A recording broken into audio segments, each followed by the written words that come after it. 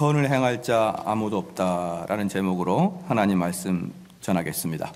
지난주에 하나님 말씀을 전했을 때 그거의 사실은 이제 제가 준비했던 내용의 반이었습니다. 반이었는데 제가 너무 욕심을 내서 그것을 한 번에 설교할 수 있을까 싶어가지고 준비했는데 사실은 무리였어요. 그래서 그것을 두 주로 나눠서 이번 주에 이제 하게 되겠습니다. 보통 A4 용지로 한 6장 정도 되면은 한 45분 정도 설교가 되는데 사실은 지난주에 12장이었거든요. 12장이기 때문에 처음부터 이게 안 되겠다. 그러나 말을 빨리 해서 하자 이렇게 제가 생각을 했는데 사실은 그게 안 됐습니다. 그래서 지난주에 했던 걸 잠깐 좀 생각해보고 지나가겠습니다. 사실은 그 기독교 역사 2000년 동안에 끊임없이 논쟁했던 것이 그 인간의 의지가 자유가 있느냐 속박되었느냐 이 논쟁이었어요. 인간의 의지가 자유냐 속박이냐 이 논쟁이 2000년 역사에 그대로 있었습니다. 그래서 5세기가 동틀 무렵에 펠라기우스하고 어거스틴이 이 논쟁을 했다고 말씀을 드렸죠. 그래서 펠라기우스 같은 경우는 뭐라 그랬냐 그러면 인간에게는 의지가 자유가 있다라고 표현한 거예요. 인간의 의지가 자유가 있다 이렇게 표현했는데 왜 그러냐 그러면 하나님께서 인간에게 율법을 주셨고 그 율법을 주셨다는 것은 이 나라는 사람이 같이 중립적인 관점으로 선택을 하게 되면은 선이고 선택을 하지 못하면 악인 거예요. 그러니까 펠라기우스의 입장에서는 이 의지가 자유의지를 가지고 있어서 죄를 선택하면 죄인이 되는 것이고 악을 선택하면 악인이 되는 것이 아니죠. 선을 선택하면 선인이 되는 것이죠. 그렇기 때문에 펠라기우스 주장이 뭐냐면 하나님이 율법을 주셨고 그런데 율법을 지킬 수 있는 능력을 주시지 않으면 그 자체가 하나님은 이미 불합리하신 분이라는 거예요. 율법을 주셨으면 율법을 지킬 수 있는 능력도 같이 줘야지. 율법을 지킬 수 있는 능력은 안 주고 율법을 지키라 그러면 그것은 하나님은 참으로 불합리하다. 이제 이렇게 주장했던 것이 펠라기우스였습니다. 그래서 펠라기우스는 우리에게 의지의 자유가 있으니 너는 항상 선택할 때 선을 선택하고 좋은 걸 선택해라. 이제 이렇게 이야기했던 게 펠라기우스였어요. 자, 이제 여기에 비해서 어거스틴 또는 아우구스티누스는 뭐라고 이제 이야기했냐 그러면 논 포세 논 페카레 논 포세 논 페카레 뭐냐? 죄를 짓지 않을 수 없다. 죄를 짓지 않을 수 없다라고 표현하면서 사람은 성령님의 특별한 개입이 없이는 죄를 멈출 수 없다 이렇게 얘기했습니다. 그러니까 그 펠라기우스는 죄를 지을 수도 있고 죄를 짓지 않을 수도 있다. 이게 인간의 양심의 가치, 의지의 중립이라 그러면 어거스틴은 인간은 죄를 짓지 아니할 수가 없다. 다른 말로 선을 행할 수가 없다. 이렇게 이야기한 거예요. 그래서 이제 이 이야기는 5세기에 교회가 모여가지고 성경을 어떤 사람들은 그래요. 교회가 모여가지고 결국은 누가 이단이 되고 누가 정통이 되는 것은 그 당시의 정치 세력 아니냐라고 이야기하는데 여러분들이 교회 목사님들 세계를 몰라도 너무 몰라요. 목사님들은요 최소한 열정을 갖고 진리를 지키려고 하는 목사들은요 정치력에 따라 그들이 선호하지 않아요. 이게 말씀에 위배가 되면 무조건 목숨 걸고 반대하는 목사인데 지금도 한국 교회 많아요. 그러니까 목사님들 세계를 여러분이 잘 몰라서 그렇고 이단을 어떻게 판정하는지 몰라서 그러는 것이지 누가 밉다고 이단이고 누가 정치 세력이 강하다고 이단에서 정통이 되고 그러는 게 아닙니다 여러분. 그 당시에 많은 교회에 좋은 교부들이 모여가지고 회의를 한 결과 성경에 맞는 것은 어거스틴 이야기가 맞다라고 이야기하는 거예요. 예컨대 오늘 본문 같은 거 보십시오. 로마서 3장 10절 말씀에 기록된 바 의인은 없나니 하나도 없으며 깨닫는 자도 없고 하나님을 찾는 자도 없고 다 치우쳐 한 가지로 무익하되 선을 행하는 자도 없고 다 이렇게 분명히 나와 있잖아요. 성경에 나와 있으니까 어거스틴 말이 맞다는 거예요. 펠라기우스 말은 일견 이성적으로 봤을 때는 펠라기우스 말이 맞는 것 같아요. 그러나 사람들이 모여 앉아가지고 성경을 연구해 보니 성경에서 뭐라고 했냐면 선을 행하는 자가 없는데 어떻게 없다고요? 한 명도 없다는 거예요. 한 명도. 그래서 뭐라고 얘기하냐면 논 포세 논 페카 논 카페라 즉 뭐라고요? 죄를 짓지 않을 수가 없다. 우리는 선을 행할 수가 없다라고 어거스틴 이야기를 했고 이것이 교회의 정통 교리로 받아지게 된 것입니다. 이때가 5세기예요. 그리고 이 5세기가 지나고 이제 로마 교회는, 로마 카톨릭은 그대로 이제 어거스틴의 이론을 따라서 쭉 1000년을 이어왔죠. 그런 다음에 이게 16세기 종교개혁 당시에 마틴 루터에 의해서 이 문제가 다시 불거지게 된 겁니다. 루터가 왜 이걸 발견하게 됐냐면은 이 당시에 1000년 동안 5세기에는 분명히 아우구스티누스의 은혜론, 즉 오직 은혜만으로 구원을 받는다. 인간의 노력으로는 절대 선을 행할 수 없다. 이것이 1000년 동안 로마 카톨릭이 공인된 그런 교리인데, 문제는 뭐냐 그러면 당시는 책이 부족했고 책도 부족했을 뿐더러 많은 사람들이 문맹이었기 때문에 어거스틴이 뭘 썼는지를 모르는 거예요. 그러니까 그렇게 살다 보니까 인간의 본성대로 이제 신앙이 돌아가는 것이죠. 여러분 교회를 다녀도요, 신앙생활을 깊이 성경을 연구하는 교회를 다니지 않는 그냥 습관적인 교회를 다니는 사람들은요, 자기도 모르는 사이에 모든 것이 일반적인 사고에 그대로 접목되어 있어요. 그러면서 교회만 나오는 거예요, 그냥. 그렇기 때문에 특별히 성경을 공부하지 않는 교인들의 아이디어는요, 일반인과 다를 바가 아무것도 없습니다. 왜냐? 일반인들의 아이디어는 본성에서 나오는 것이고요, 신앙을 말하고 있는, 성경에 말하고 있는 것은 본성이 아니라 외부에서 오는 씨앗이기 때문에 외부에서 오는 씨앗들은 항상 가꿔줘야 되고 물 줘야 되고요, 보살펴 주지 않으면 그건 죽습니다. 그런데 자생적으로 태어나는 그런 잡초들은요, 아무것도 안 해도 술술 자라나게 되는 것이에요. 그렇기 때문에 우리 인간의 본성에서 나타나는 이런 자생적인 것들은 말이죠, 그냥 특별한 교육을 안 하면, 풀을 뽑아주고 물을 주는 그런 훈련을 안 하면 그냥 우리 본성이 그냥 싹트기 시작합니다. 그게 뭐냐면 펠라기안이에요. 우리 인간은 선도 아니고 악도 아니고 중립적인, 그 여러분들 보면은 저는 제일 마음에 들지 않는 사람들이 그런 사람들이에요. 당신은 정치하는데 야당입니까? 여당입니까? 그러면 그냥 야당이면 여당이면 그렇게 말하세요. 저는 중립인데요. 중립이 세상에 어디 있습니까? 동의하시죠? 전 중립인데 애써 말하라 그러면 약간 야당 기질이 있어요. 이렇게 이야기하지 말고 그냥 저는 야당입니다, 저는 여당입니다, 그렇게 그냥 진솔하게 말하십시오. 여러분들이 저와 여러분이 뭔데 중립입니까? 우리가 뭔데 가치 정확하게 기준을 잡냐고요. 여기서 보니까 다 치우쳐 있는데, 그러니까 나는 야당도 아니고 여당도 아니고 중립입니다, 그런 헛된 소리 하지 말고 나는 그냥 누가 좋습니다, 누가 싫습니다, 이렇게 그냥 담백하게 이야기하면 얼마나 좋겠냐 이 말이에요. 이게 무슨 비밀이라고 나는 중립인데 그렇게 이야기합니까? 그렇죠? 분위기가 안 좋아요. 저는 절대로 사람이 중립이라는 걸 믿지도 않고, 중립이다라고 말하는 사람들은 전부 다 기회주의자로 보여요. 기회주의자로. 중립이라고 얘기했다가 이 사람이 약간의 여당 편을 들면 나도 뭐 그런 걸 좋아해, 약간 야당 편 나도 뭐 그렇게 좋아해. 저는 그들이 기회주의자로 보이는 것이지 그들이 객관적으로 보이지 않아요. 그렇기 때문에 그냥 자기의 마음을 오픈해가지고 나는 누가 좋습니다, 이렇게 이야기하면 담백하지 않습니까? 그렇죠? 저는 고백할게요. 저는 아무도 안 좋아요. 그것만 아시면 돼요. 저는 아무도 그냥 안 좋아합니다. 누구 좋냐? 아무도 안 좋아요. 오직 예수님만 좋습니다. 오직 예수님만 믿을만 하지 저는 아무도 믿지 않습니다. 심지어 누구도 믿지 않는다, 내 자신도 믿지 않습니다. 여러분들은 말할 것도 없이 믿지 않고 제 자신도 못 믿을 존재예요. 오직 하나님 말씀만이 진리이고 이것이 기준이고 이것이 옳다 그러면 옳은 것이고 이것이 가라 그러면 가는 것이고, 이게 우리의 상식과 어긋나더라도 그렇게 하는 거예요. 앞으로 이따가 설교를 쭉 들어보면 여러분의 상식과 어긋나는 게 많을 겁니다. 그래도 그게 말씀이라 그러면 순종하는 겁니다. 그래서 이 어거스틴이 그렇게 이제 정식으로 로마 카톨릭 교회의 교리가 5세기에 선포가 됐습니다. 어거스틴 이론이 왔는데 그렇게 공부를 안 하고, 그러니까 사람들이 전부 다 인간적인 방식으로 다 변해가지고 16세기가 됐을 때는 전부 다 펠라기우스주의였습니다. 전부 다.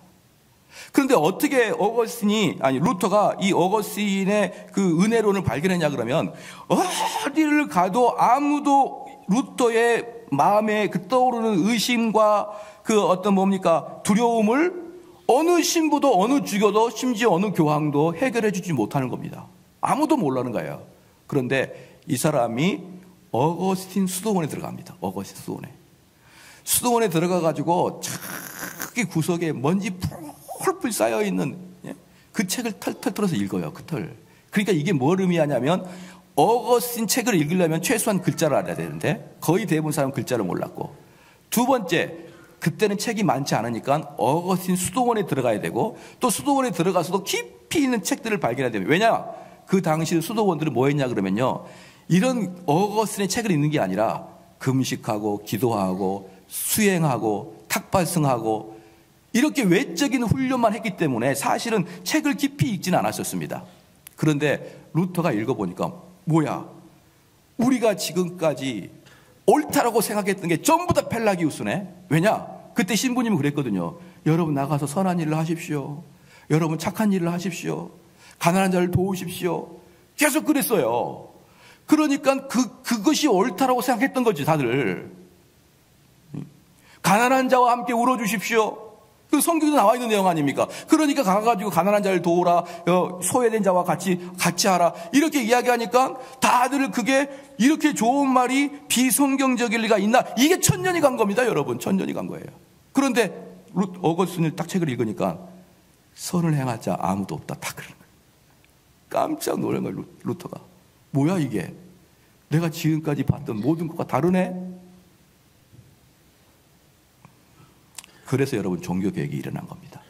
그래서 종교개혁은 뭐냐면 가장 간단하게 이야기하면 인간의 의지가 자유가 있냐, 인간의 의지엔 자유가 없고 속박이냐, 이 논쟁의 싸움이었습니다. 재밌는 게 뭐냐면요, 고대, 중세, 근세를 나누는데 세상과 교회가 약간 다릅니다. 근데 비슷한 시기예요. 비슷한 시기인데 고대에서 중세를 넘어올 때가 누구냐면 어거스틴입니다. 어거스틴.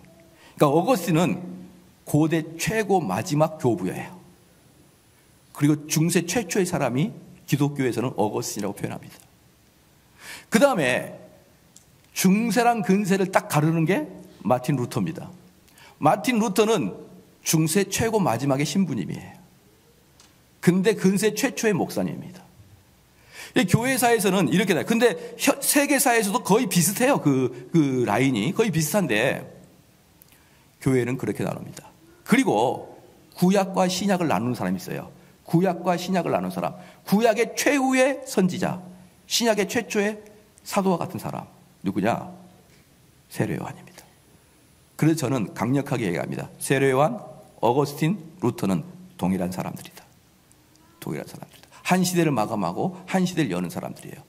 그만큼 지금 제가 이분들을 루터나 어거스틴을 세례 요한까지로 보는 것은 그분들을 엄청나게 높이 평가하는 거예요. 어거스틴과 루터를. 근데 그들이 경계선을 지었던 게 뭐냐? 인간의 자유의지입니다. 이렇게 중요한 문제예요, 여러분. 이렇게 중요한 문제. 이렇게 중요한 문제인데 이렇게 중요한 문제를 교회에서는 공부를 하지 않으니 사람들은 자기의 소견에 오른 대로 아무렇게나 살아가고 있는 현실인 것입니다. 오늘 이 로마서 3장 10절, 11절, 12절 말씀에 대해서 이 구절을 가지고 교회 역사상 논쟁했던 것들에 대해서 제가 대신 그것을 말을 해줌으로 설교를 대신 하려고 하는 거예요. 이 구절을 가지고 어떤 논쟁을 했었느냐. 그래서 지난주에 어거스틴과 펠라기우스, 그리고 마틴 루터와 에라스무스의 이야기를 했었어요. 그리고 마틴 루터 같은 경우도 에라스무스가 어땠냐면 노트르담이 아니야. 네덜란드의 에라스무스였습니다. 인문주의자. 근데 많은 사람들이 지금도 동일하게 에라스무스와 같은 그런 마음을 갖고 있어요. 뭐라 그러냐면, 교회가 정말 타락했네. 그럼 어떻게 지나가냐 그러면, 교회가 타락했네 그러면은, 담임 목사님의 정권이 교회를 타락을 시키니까 담임 목사님을 7년에 한 번씩 재신임 투표를 하자, 이렇게 나가는 거예요. 그 다음에 교회 재정이 자꾸 문제를 일으키니까 교회 재정을 투명하게 하자. 그 다음에 담임 목사님이 설교를 독점하니까 담임 목사님 손에서 많은 문제가 나오니까 이제는 설교를 독점하지 말고 형제들끼리 모여서, 그 형제는 교인들의 성도들 말하는 거예요. 자기 식구가 아니라 형제들끼리 모여서 한 달에 한 번씩 설교를 정해서 평신도가 설교하게 하자. 이거 형제교회라고 합니다. 요즘에 형제교회라고 하기도 하고. 또 뭐라 그럴까요? 목장교회, 목장교회 그래가지고 담임 목사님의 사역을 목장, 즉 구역장이 많이 그 권한을 많이 가져서 심지어 거기서 선교도 하고 거기서 심지어 세례까지 주는 그런 목장교회로 바꿔보자. 또는 장로를 기한제로 하자. 목사를 재신임하자. 뭐 이렇게 하면서 여러 가지 제도와 윤리로 교회를 개혁하려고 하는 사람들이 거의 대부분이에요. 그러니까 에라스무스도 뭐라 했냐 그러면 이렇게 중세 교회가 타락을 했어요. 그러니까 그 뭡니까? 그들을 바꾸자는 거예요. 교황도 바꾸고 그 다음에 사제도 바꾸고 다 바꿔서 좀 개혁을 해보자는 겁니다. 근데 루터는 그런 건 의미가 없다 그랬어요. 루터는 그런 건 의미가 있는 게 아니라 중요한 게 뭐냐 그러면 우리 구원의 문제에서 사람들이 전혀 모른다는 겁니다. 구원론의 문제의 개혁이에요. 조금 더 들어가 보면요. 결국은 에라스무스는 뭐라 했냐면 펠라기우스랑 똑같이 하나님이 우리에게 가치적 중립을 주셨으니까 너희가 선을 택해서 행해라. 이게 에라스무스의 얘기였어요. 근데 루터는 그렇게 할 수 없다. 우리는 자유가 속박되었다. 우리는 자유의지가 속박되었다. 그래서 우리는 선을 행할래야 선을 행할 수가 없다. 이렇게 얘기했단 말이죠. 그 에라스무스가 뭐라 했냐면 나와 루터의 관계는 정말 볏짚장 하나 차이다. 즉 나와 루터는 대화하면은 금방 합치를 할 것이다 라고 생각했던 겁니다. 그런데 루터는 뭐라고 했습니까? 에라스무스 고맙다. 당신이 이 문제를 나한테 거론해줘서 내가 주장하는 종교개혁이 무엇인지를 밝히게 해줌을 감사하고 첫 번째. 두 번째는 너랑 나랑 다른 것을 확실하게 해줘서 감사하다. 그래서 결국 에라스무스는요 나중에 로마 카톨릭도 다시 귀환합니다. 다시 귀환해요. 얼마나 한국에 있는 이 어리석은 젊은 목사들과 어리석은 집사들이 교회가 이상하니까 바꿉시다. 목사를 갈아치웁시다. 정말 에라스무스 같은 애들이 덕실덕실 거려요. 이 한국에. 여러분 그래가지고 바뀔 것 같아요? 그래가지고 바뀔 것 같습니까? 진짜 중요한 것은 그 사람을 바꾸는 게 아니라 하나님의 말씀과 교리가 우리 사람들 안에 가득 담겨져 있는 그 자체가 개혁인 거예요. 사람을 갈아치우는 게 아닙니다. 으쌰으쌰 부정부패를 갖고 있던 그 사람 물러나라. 물론 물러나야겠죠. 그렇다고 여러분 세상이 바뀔 것 같아요?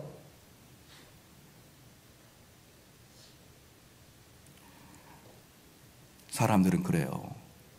역사를 보고 역사 속에서 배우지를 못합니다. 동학혁명, 어떻게 동학혁명이 일어나니까 저기 전주를 중심으로 동학혁명이 일어났었죠. 그래가지고 세상이 좋아졌습니까? 동학혁명이 일어나자 곧장 일본이 들어왔어요. 그걸 건수로 해가지고 실질적으로 역사의 순간점에 동학혁명이 일본을 부른 겁니다. 일본은 그걸 근거로 당당하게 들어왔어요.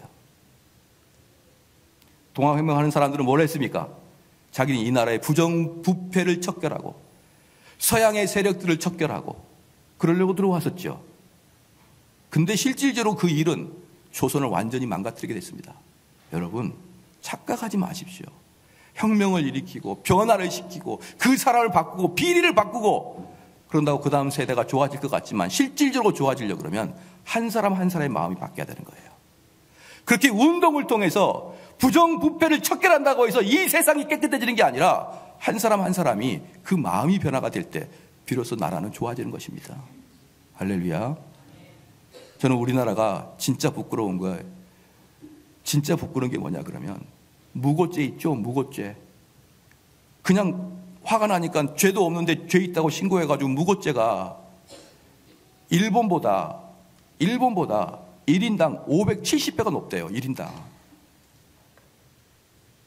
2005년의 기록에 2005년에 일본 전체에서 무고죄가 10건밖에 안 나왔었습니다. 근데 우리는 수천 건이 나와요. 여러분 이게 어떻게 생각합니까? 저는 그렇게 말하고 싶어요. 친일파 물러나라고 말하기 전에 우리 좀 정직해지자. 거짓말하지 말자. 일본보다 1인당 570배란 거짓말을 많이 하는 민족이 어떻게 소망이 있습니까? 무슨 소망이 있습니까? 우리가 무슨 정의를 외칠 수 있는 자격이 있습니까? 일본보다 일본은 기독교 0.5%밖에 안 돼요. 우린 20%를 자랑한다고 하지만 적게 잡아도 18%입니다. 일본과 비교할 수 없는 그리스도인들의 비율이에요. 그런데 거짓말하는 비율은 570배가 높습니다. 우리 민족이.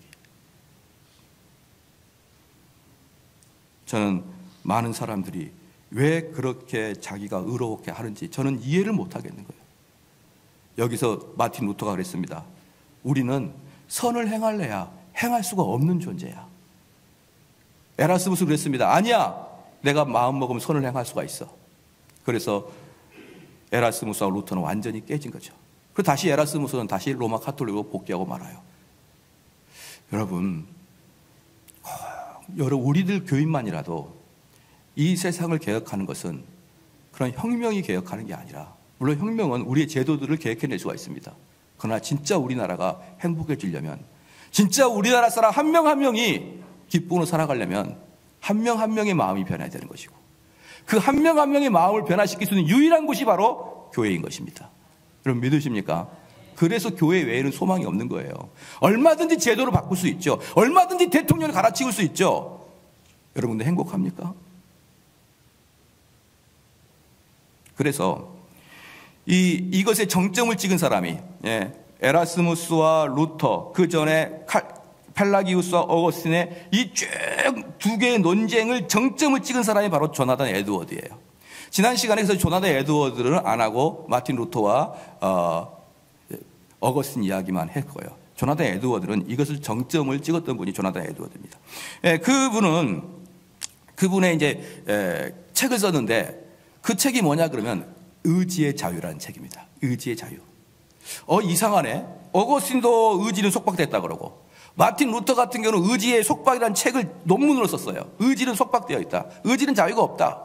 근데 조나단 에드워드는 정통 신학자 계열에 있으면서도 논문을 썼는데 그 논문이 의지의 자유입니다. 의지의 자유. 그래서 이 표면을 볼 때는 뭐냐, 이 사람이 그러면 정통 신학을 따르지 않느냐라고 생각할 수 있지만, 그 책을 자세히 읽어보면은 여전히 루터와 어거스틴 라인을 따르고 있다는 것을 알 수가 있습니다. 왜 이제 이 사람이 이 책에서 어떤 중요한 일을 했냐면, 첫 번째, 정의를 내렸습니다.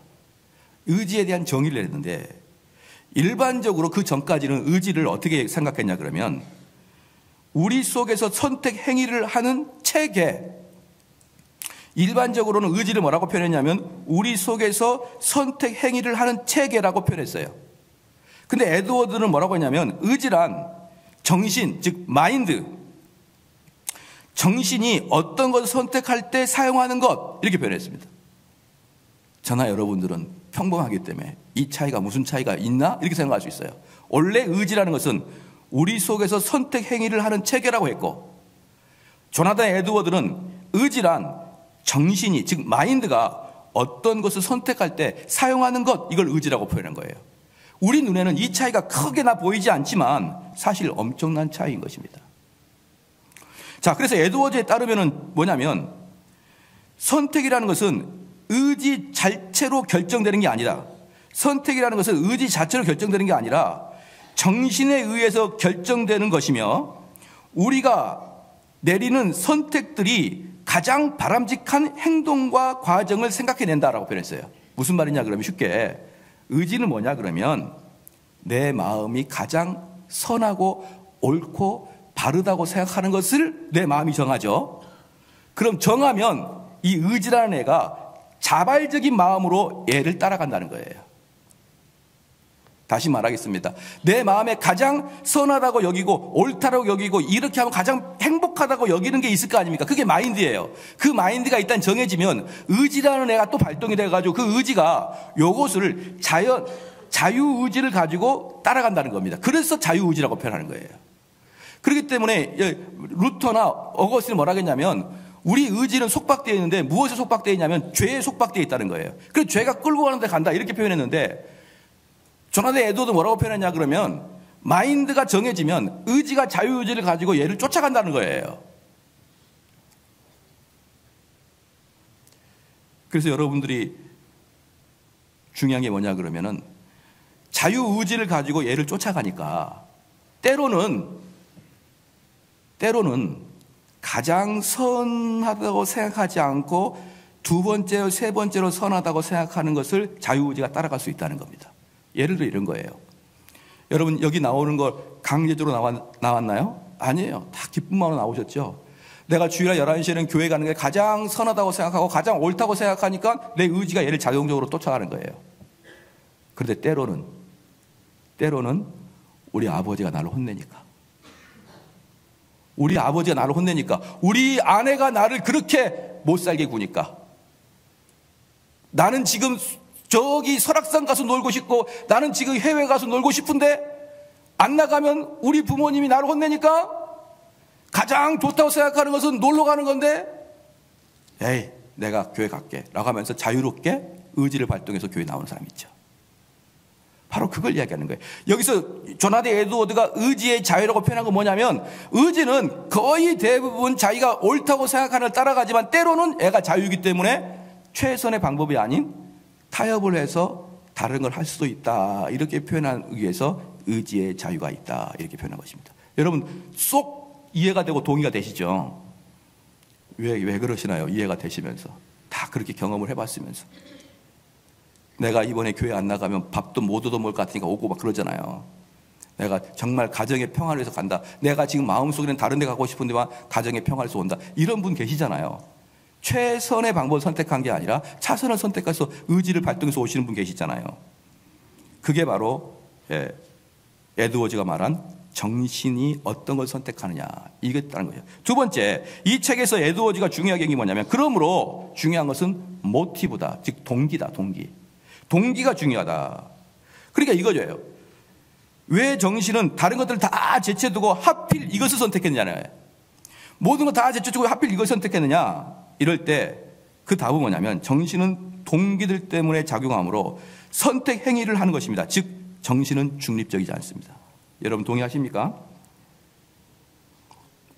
여기 봐볼까요? 11절에 3장 11절에 12절에 다 치우쳐. 누가 치우쳤습니까? 중요한 건 다입니다. 다. 그러니까 여기 있는 분들을 전부 다 치우쳐 있다, 안 치우쳐 있다? 다 치우쳤다는 거예요. 다 치우쳤다. 왜? 누가 말했으니까?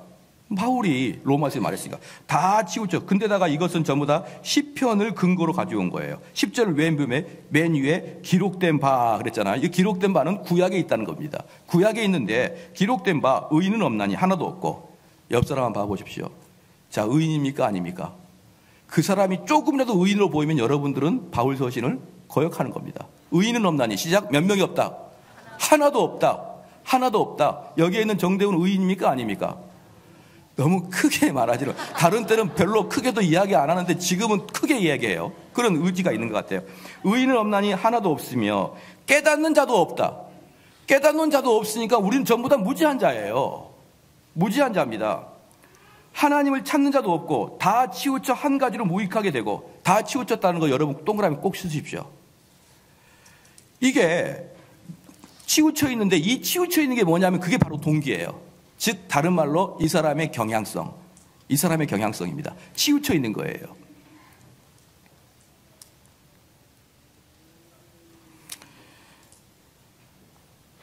그래서 우리들의 마음은 항상 한 가지로 치우쳐 있는데, 어떻게 치우쳐 있냐 그러면요, 잘 들어보십시오. 이제부터 좀 더 정치적인 이야기를 하면서 예민한 이야기를 할게요. 여러분 정당 찍고 대통령 후보 찍을 때 거의 치우쳐서 찍죠.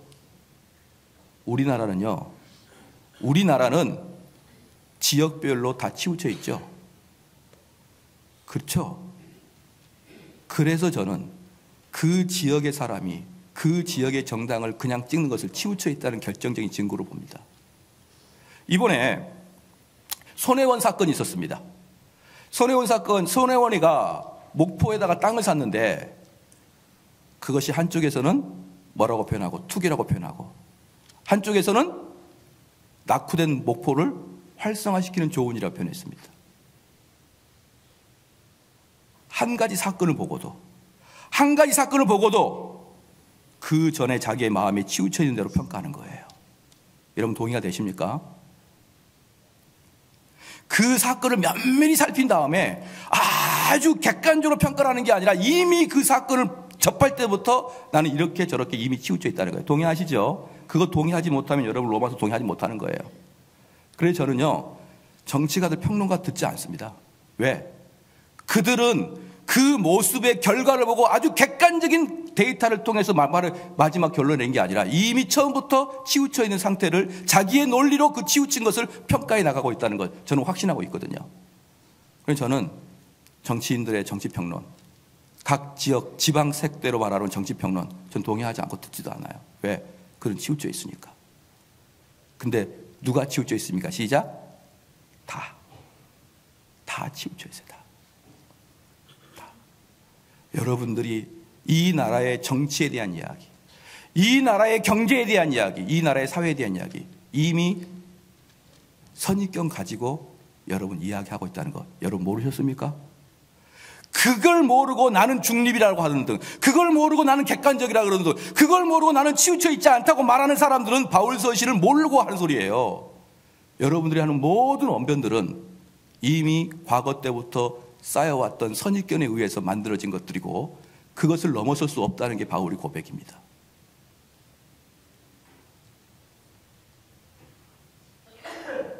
되셨죠? 그래서 여러분들이 이 나라, 이 세상을 돌아가면 보고 무엇이 선하다, 무엇이 악하다 그렇게 평가할 수 있는 능력이 없는 거예요. 왜? 우린 이미 치우쳐 있으니까. 근데 치우쳐 있는데 어떻게 치우쳐 있냐면 중요한 게 뭐냐 그러면요. 11절에 깨닫는 자도 없고 그 다음에 하나님을 찾는 자도 없는 거예요. 깨닫지도 못하고 하나님을 찾지도 않은 상태에서 치우쳐 있으니까 뭔 건가요? 죄에 치우쳐 있다는 겁니다. 전부 다. 죄에 치우쳐 있어요. 그래서 모든 사람이 하나님을 찾지도 않고 깨닫지도 못하는데 죄에 치우쳐 있는데 그 죄에 치우쳐 있는 사람들이 정책을 평론한다고요? 경제를 평론한다고? 그걸 어떻게 믿습니까, 여러분? 그래서 이 세상 평가할 때 지나치게 다음이나 네이버 보고 평가하지 말란 말입니다. 모든 걸 그 신문들을 보고 그 신문들을 쓰는 그 신문 기자들이 이미 치우쳐 있고 이미 정치적 갖고 있는 사람들이 쓴 내용들을 보고 이거다 저거다 이거다 저거다 이렇게 이야기하면 되겠습니까? 이게 바울의 이야기인 것이에요. 그래서 우린 중요한 것이 동기들입니다. 너가 왜 그걸 선택했느냐?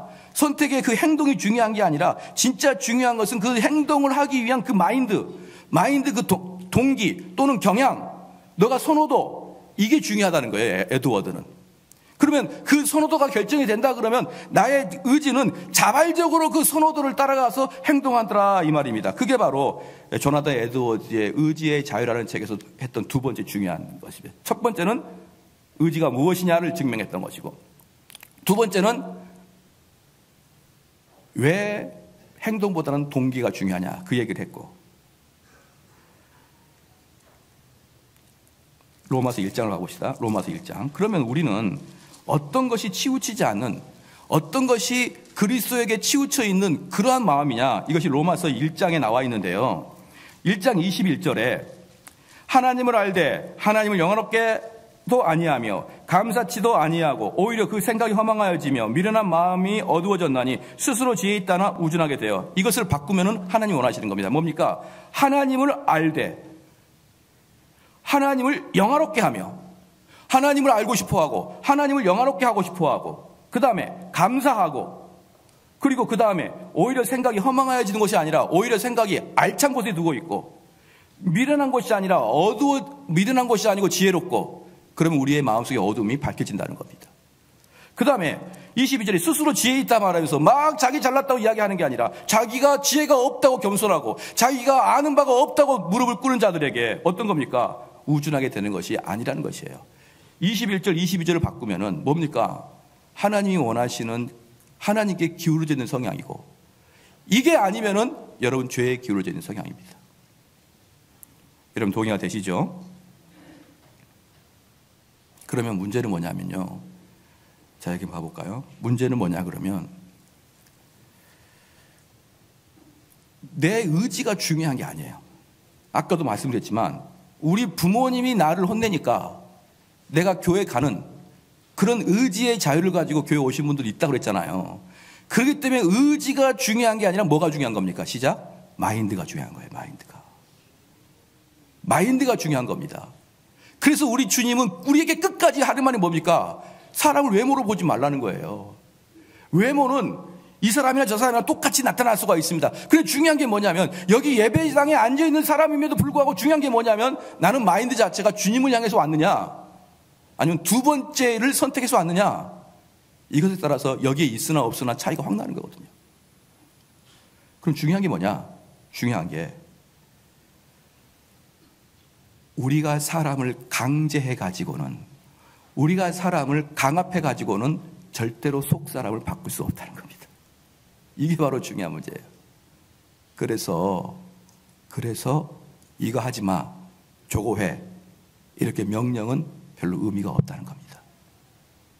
여러분 이 땅에 살아갈 때 가난한 사람 도우십시오, 이렇게 명령하고 권면하는 것은 별로 의미가 없다는 거예요. 왜?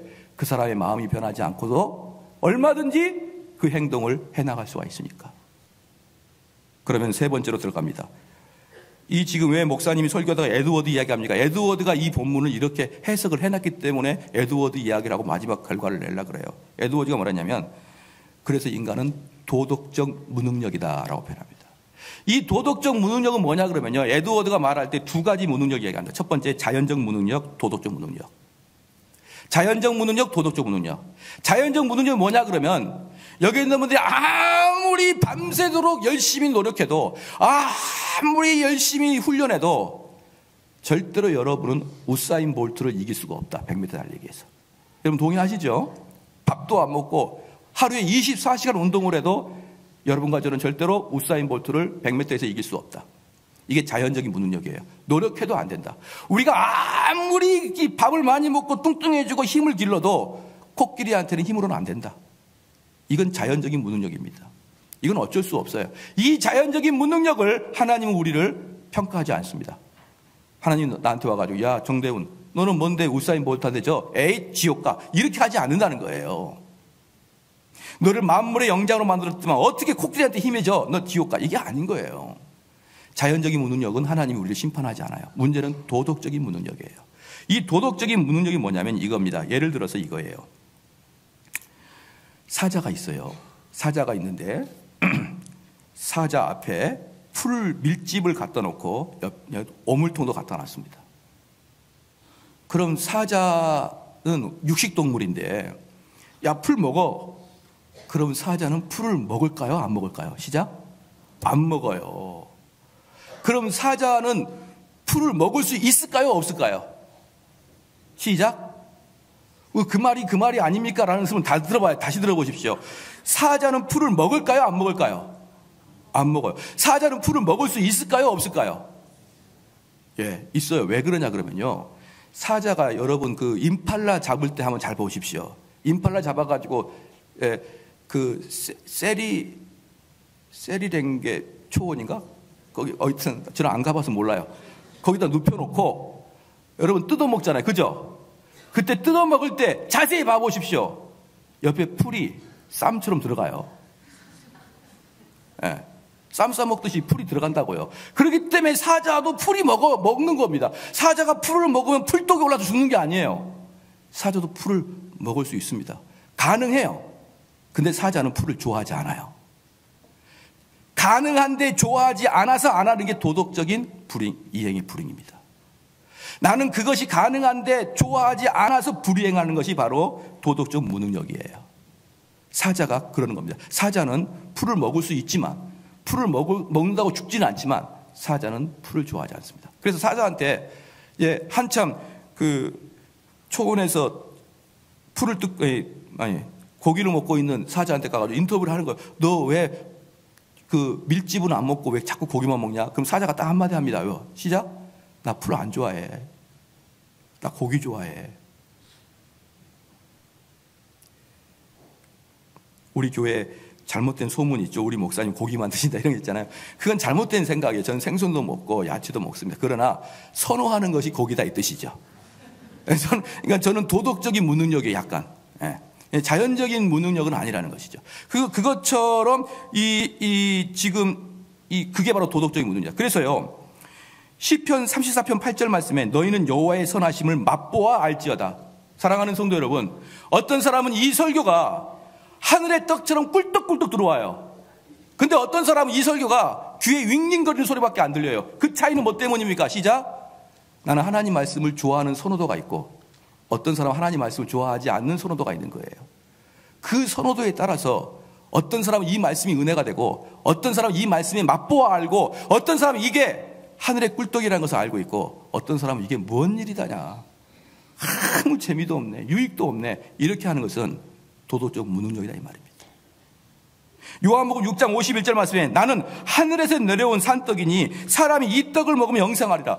우리 예수님께서 뭐라고 하냐면 나는 하늘에서 내려온 산떡인데 나를 먹으면 영생하리라 그러는데 사람들은 안 먹어요. 왜? 시작. 나는 그것을 안 좋아하니까. 안 좋아하니까.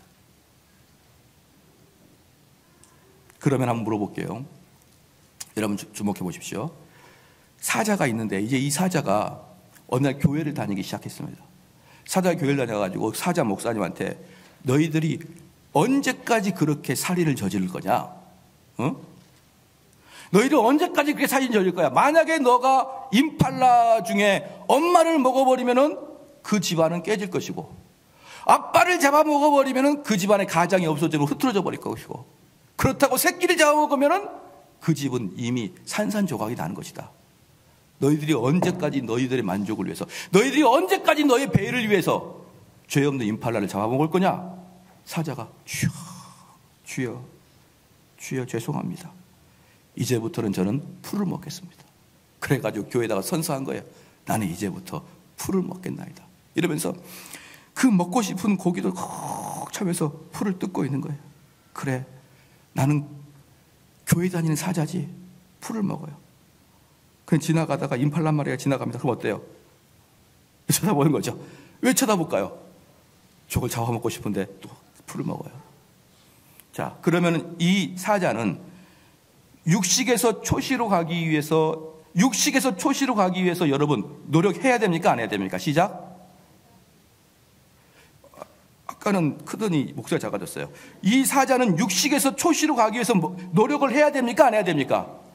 해야 된다고 생각하는 사람, 사자가 노력해서 초식동물 될 것 같아요?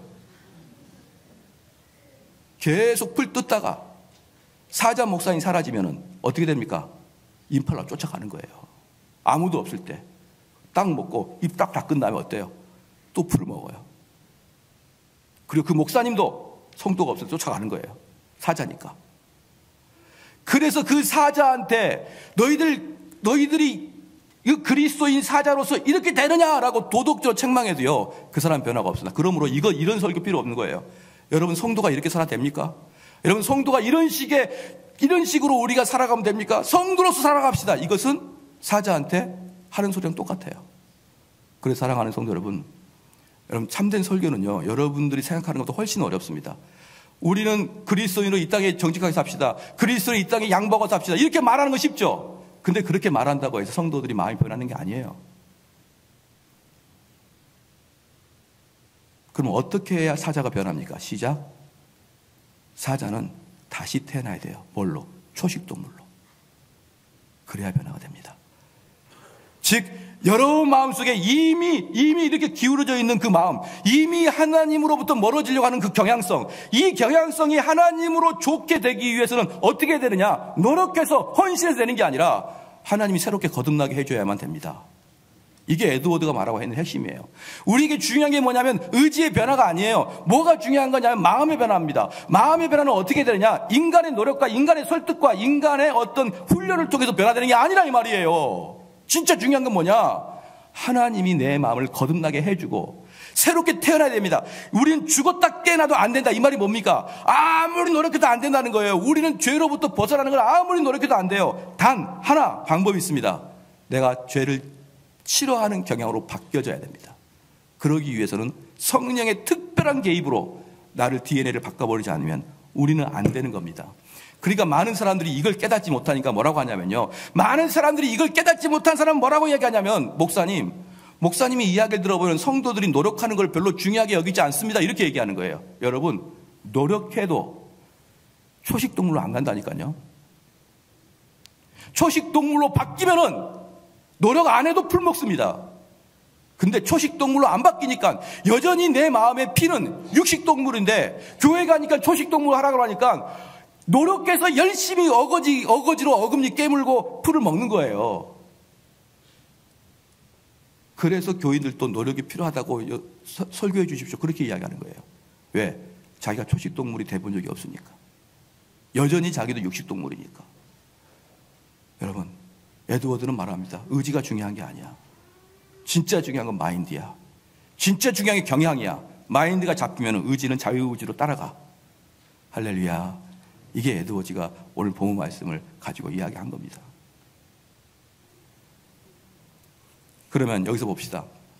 여기서 다시 본문을 보겠습니다. 10절에 의인은 없나니 하나도 없으며 깨닫는 자도 없고 하나님을 찾는 자도 없다 그랬죠. 그러면 악한 마음, 즉 죄로 물들어져 있는 마음, 죄로 물들어져 있는 마음의 특징이 뭐냐 그러면 깨닫지도 못하고 하나님을 찾지도 못해요. 죄로 물들어 있는 마음은. 근데 이게 거듭나면은 깨닫기도 되고 하나님을 찾기도 합니다. 그러면 조나단 에드워드의 이 말에 의해서 제가 좀 더 말씀을 더 해볼게요. 어떤 사람이 그 새 치혀로 하나님과 논쟁을 하려고 하네요. 뭐라고 하냐? 목사님, 내가 삼성제일교를 쭉 다녀보니까 목사님이 선택된 자만 구원받는다 그러고 선택되지 않은 자는 구원받지 못한다 그러는데 목사님 질문이 있어요. 그 질문이라는 건 뭔지 뻔히 알아요. 뭘 질문할 것입니까? 그러면 선택된 자는 무슨 죄를 져도 천국 가는 것이고 선택되지 않는 자는 내가 하나님을 찾고자 해도 하나님 만나주지 않겠네요. 이 질문을 하려고 그러잖아요. 꼭 선택 1호 나오면 꼭 사람들이 그 질문을 하게 되어 있습니다. 그건 공식이에요. 이 질문을 할 거니까 대우나 노력해라. 이게 이미 저는 알고 있습니다. 사람들이 그러면 선택된 자는 하나님께 구원받는 자는 무슨 죄를 져도 구원받는 것이고 선택되지 않은 자는 뭘 해도 구원받지 못하는군요. 이렇게 얘기하잖아요. 근데 보십시오. 에드워드의 말에 응용을 해보면 죄로 기울어져 있는 사람들은 깨닫는 자도 없고 하나님을 찾는 자도 없는 거예요. 근데 이것이 이렇게 바뀌기 위해서는 뭐가 필요하다고 했습니까? 성령의 도우심이 필요한 거예요. 성령이 거듭나게 하면은 깨닫는 자가 있고 하나님을 찾는 자가 있는 거예요. 그러면 내가 구원받고 싶고 하나님 찾고자 하는 사람 다 선택된 자입니다. 아시겠습니까? 그러니까 목사님, 하나님을 찾고 하나님을 만나고 싶고 천국 가고 싶고 지옥 가고 싶지 않고 하나님 말씀에 순종하고 싶은데 선택되지 않으면 어떡합니까? 이 자체가 전혀 다른 논리예요. 이미 내 마음속에 하나님을 찾고자 하는 마음이 있는 사람들은 성령이 이미 그를 만졌다는 뜻이에요. 할렐루야. 그러므로 이 논리가 얼마나 어리석은 논리예요. 응? 선택된 자는, 그럼 선택된 자의 특징이 뭡니까? 하나님을 찾는 뜻이 뭐예요? 하나님을 찾는 뜻은 다른 말로 죄를 멀리하고자 하는 겁니다. 하나님을 찾는다는 것은 죄를 멀리하고자 하는 거예요. 백화점에 환한 빛이 있으면서 어둠을 찾는 것이 불가능하듯이 우리는 하나신 하나님의 법도 안에 있으면서 죄를 짓는 건 불가능한 거예요. 그럼 내가 하나님을 찾는다, 깨닫는다, 죄를 짓지 않겠다는 겁니다. 그래서 목사님, 선택됐다고 해서 맨날 죄 짓는 것 그 자체가 잘못된 거예요. 목사님, 나는 구원받고자 하나님을 찾는데 선택되지 않아서 하나님 나를 만나주지 않는 것 그 논리 자체가 잘못된 겁니다. 여러분, 자연인들은 절대로 하나님 찾지 않습니다. 자연인들은 절대로 하나님을 좋아하지 않아요.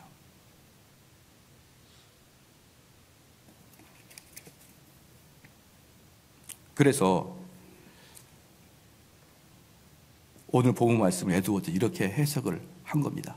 그러면 제가 마지막으로 우리 성도들에게 그럼 예수님은 우리 인간을 어떻게 평가했느냐? 바울은 보니까 전부 다 의인은 없나니 하나도 없으며 깨닫는 자도 없고 하나님을 찾는 자도 없고 다 치우쳐, 전부 다 치우쳐가지고 다 있는 거예요. 그러면 바울은 인간을 완전히 나쁜 사람으로 평가하고 있죠. 완전히 나쁜 존재로. 그러면 예수님은 우리 인간을 어떻게 평가하느냐? 마태복음 5장 13절에 우리 인간을 가르쳐서 만일은 소금이라 이렇게 표현했고, 그리고 마태복음 7장에 보면은요, 우리 사람을 향해서 뭐라고 하냐면 나쁜 열매를 맺을 수밖에 없는 못된 나무다 이렇게 표현했고, 누가복음 11장 13절에 너희가 악할지라도 좋은 것을 자식에게 줄 줄 알거든. 너희가 악할지라도 이미 과정하고 들어갑니다. 너희가 악해도. 우리 주님은 여러분을 악하게 봐요. 마태복음 12장 39절 악하고 음란한 세대라고 표현하고 있고 45절에 이 악한 세대라고 표현하고 있고 마가복음 7장 21절 31절에 속에서 곧 사람의 마음에서 나오는 것은 악한 생각과 음란과 도적질과 살인과 간음과 탐욕과 악독과 속임과 음탕과 흘리는 눈과 회방과 교만과 광패니 이 모든 것은 악이 속에서 다 나옵니다.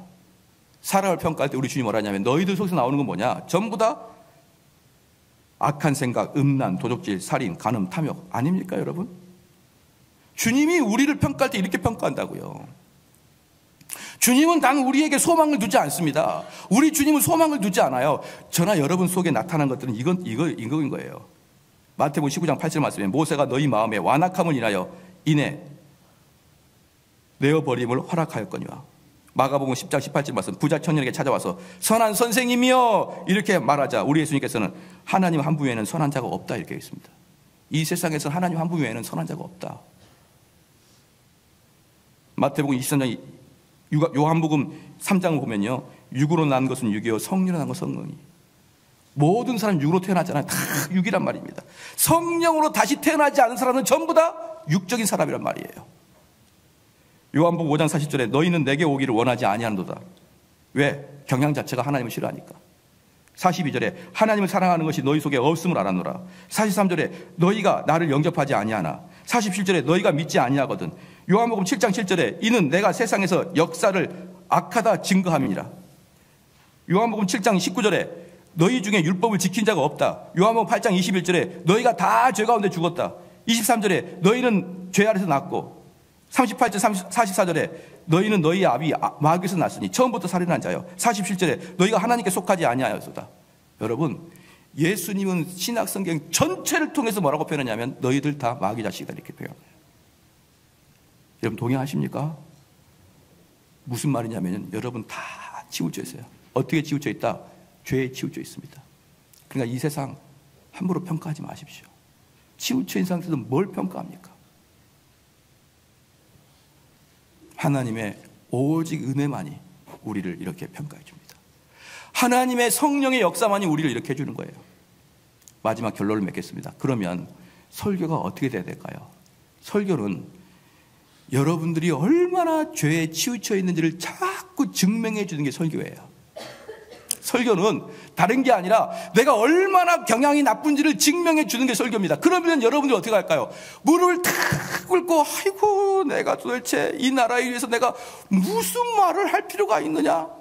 내가 정의를 위해서 무슨 정의를 이야기할 필요가 있느냐? 이미 나도 치우쳐 있는데 주여 나는 무지한 자이다. 주여 나는 무례한 자이다. 주여 나는 정의롭지 못한 자이다. 주여 저를 불쌍히 여겨 주시옵소서 라고 여러분을 고백하게 하는 게 설교예요.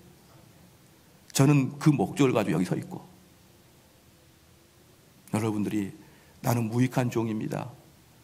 내가 지금까지 옳다고 이야기한 내용들이 지금 내가 돌이켜보니까 전부 다 치우쳤고 편향됐고 선입견을 가졌군요.